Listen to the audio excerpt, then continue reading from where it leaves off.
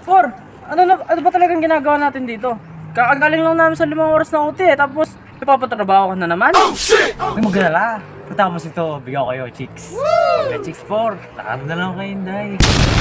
Puro ka babae? Ano ba talagang papatrabaho mo sa amin dito, Por? Oh. Oh. Tong lote na to, magagawa ko sana ng 4th floor to. Pero syempre na yung 4th floor, kwarto ko yun. 4th floor? Tapos dalawa lang kami. Grabe ka naman sa amin, Por. Oo nga. Wala naman kami superpowers nga. Kayo niyan? Kayo pa? Ano ba talagang gagawin namin dito nga? To. Una, kunin yung slope. Tapos kunin yung dalawang boundaries. Tapos mag-lima ng tigal na kayo, kaya nyo na yan.